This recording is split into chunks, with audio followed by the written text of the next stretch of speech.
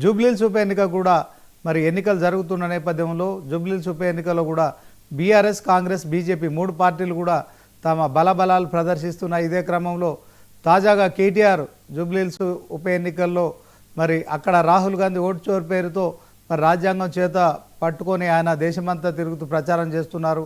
కానీ జూబ్లీహిల్స్లో కూడా ఓటు చోరీ జరుగుతుందని ఆరోపణలు చేశారు. సో ఇదే అంశంలో ఈరోజు బిగ్ డిబేట్. ఇక బిగ్ డిబేట్లో మనతో పాల్గొంటున్నారు కాళ సుజాత గారు, కాంగ్రెస్ పార్టీకి సంబంధించిన నాయకులు, అలాగే మరి లక్ష్మణ్ గారు అనలిస్టు, అలాగే సుమిత్ర ఆనంద్ బీఆర్ఎస్ పార్టీ నుంచి, సో దిలీపాచారి గారు బీజేపీ పార్టీ నుంచి. సో మొత్తానికి జూబ్లీహిల్స్ ఉప ఎన్నికైతే తెలంగాణ రాజకీయాలను వేడెక్కిస్తుందని చెప్పుకోవచ్చు. అదే క్రమంలో బీఆర్ఎస్ పార్టీ ఇప్పుడు మరి ఏదైతే రాహుల్ గాంధీ అక్కడ బీహార్లో ఓటు చోరీ అంటున్నారు, కానీ జూబ్లీహిల్స్లో కూడా ఓటు చోరీ జరుగుతుందని ఆరోపించడం కావచ్చు. అదే క్రమంలో ఎన్నికల సంఘానికి ఫిర్యాదు చేయడము. సో ఆ బయట ఒకసారి చూద్దాం, బయట తర్వాత డిబేట్ కంటిన్యూ చేద్దాం. ఇంకొక పెద్ద కుట్రకు కాంగ్రెస్ పార్టీ తెరలేపింది. అందుకే సీఈఓ గారిని కలిసి కాంగ్రెస్ పార్టీ ఏదైతే ఈ బయట రాహుల్ గాంధీ గారు మాట్లాడుతున్నారు ఓట్ చోరీ అని, అక్కడేమో ఓట్ చోరీ జరుగుతోంది, కానీ ఇక్కడ చోరు ఓట్లతో గెలిచే ప్రయత్నం కాంగ్రెస్ చేస్తూ ఉంది. అక్కడ ఓట్ చోరీ, ఇక్కడ చోరు ఓట్లు, అంటే దొంగ ఓట్లతో గెలిచే ప్రయత్నం కాంగ్రెస్ పార్టీ చేస్తూ ఉంది.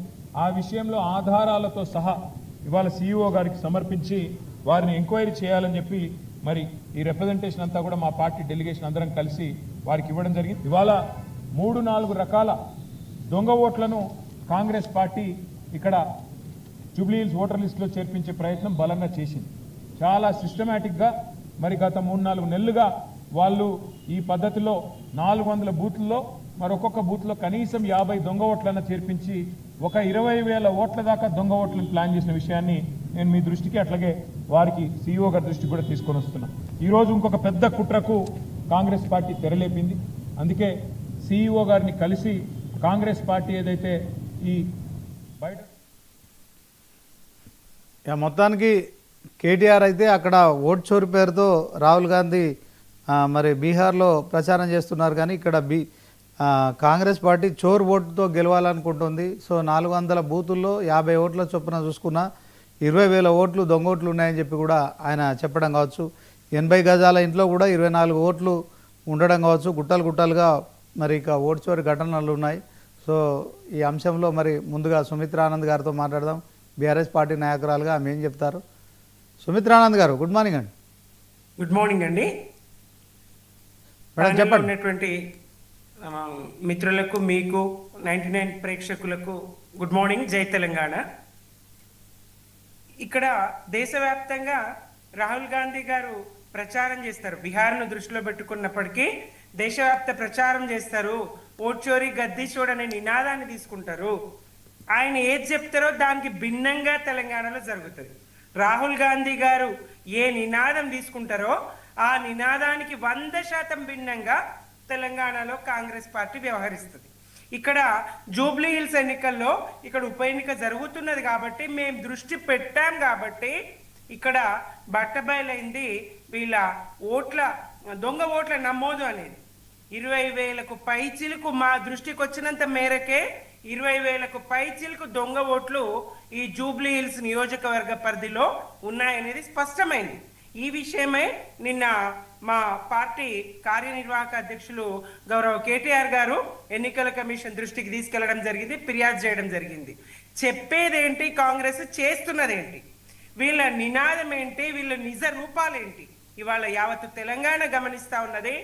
చెప్పడానికే నీతుల రాహుల్ గాంధీ గారు రాజ్యాంగాన్ని చేతిలో పట్టుకొని ప్రజాస్వామ్యం అని ప్రచారం చేస్తున్నది అంత బూటకమేనా?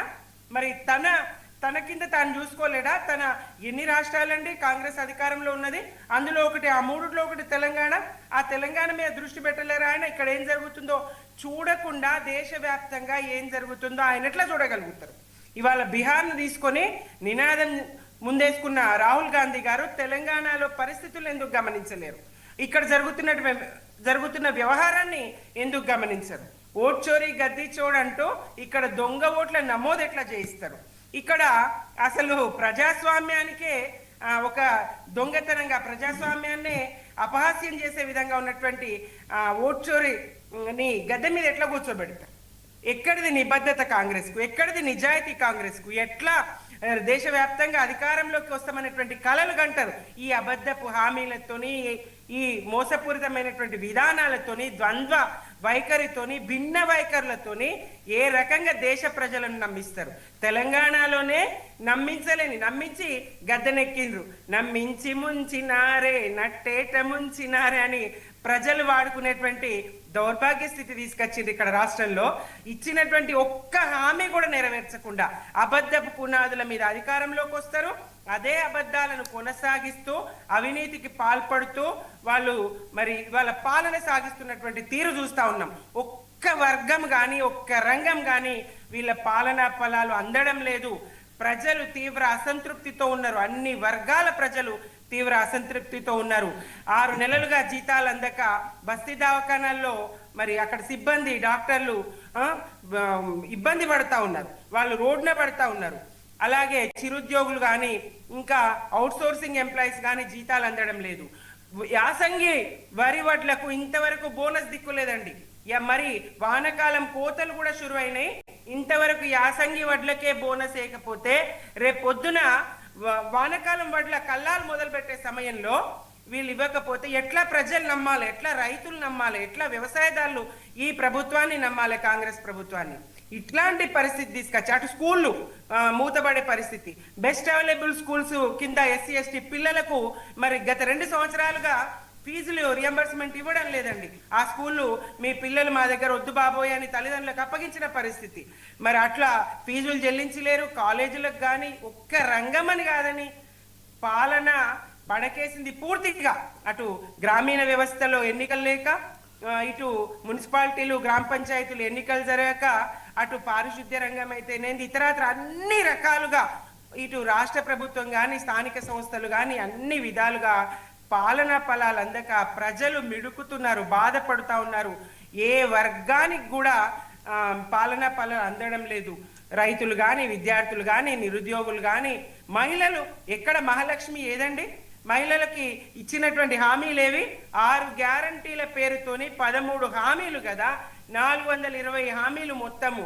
ఏ ఒక్క హామీని పూర్తి స్థాయిలో ఇంతవరకు నిలబెట్టుకున్న దాఖలా లేదు. ఎక్కడ చూసినా అబద్ధాలే. ఇక్కడ మళ్ళా వచ్చి జూబ్లీ ఎన్నికల్లో, ఉప ఎన్నికల్లో అదే అబద్ధాలను, అదే మోసాన్ని, అదే దొంగతనాన్ని ముందరేసుకొని ఇవాళ అధికారంలోకి మళ్ళీ ఆ జూబ్లీని గెలవాలనేటువంటి కుట్ర చేస్తున్న తీరు జూబ్లీ ఓటర్లు గమనిస్తా ఉన్నారు. ఈ రకమైనటువంటి ద్వంద్వ విధానాలు, ఈ రకమైనటువంటి ఎవరిని, ప్రజల్ని ఎంతకాలం మోసగిస్తారు? దేశానికి స్వతంత్రం వచ్చిన తర్వాత అత్యధిక కాలం పాలించింది కాంగ్రెసే కదా. ఆ మోసాల పరంపర చాలదా? మళ్ళీ ఒక్కసారి పొరపాటుగా నమ్మినందుకు ఈ మోసాలని కొనసాగిస్తూనే ఉంటారా? ప్రజల్ని వంచిస్తూనే ఉంటారా? మహిళల్ని, జనాభాలో సగమైన మహిళని వంచిస్తారు, బీసీని వంచిస్తారు, ఎస్సీ ఎస్టీలను వంచిస్తారు, విద్యార్థులను, నిరుద్యోగులను, తాత అవ్వలను. ఒక్క పెన్షనా? మేము వస్తే 2 పెన్షన్లు ఇస్తాం, తాతకు అవ్వకు పెన్షన్ ఇస్తాం. ఏది? మేము వస్తే 2000 కాదు 4000 ఇస్తాం. ఏది? ఏ ఒక్క హామీనన్నా నెరవేర్చగలిగినరా శ్రీనివాస్ రెడ్డి గారు, కాంగ్రెస్ ఈ ప్రభుత్వము, రేవంత్ రెడ్డి సర్కారు? ఓకే సుమిత్ర గారు, ఒక్క నిమిషం. సో కాంగ్రెస్ నాయకురాలు జైన్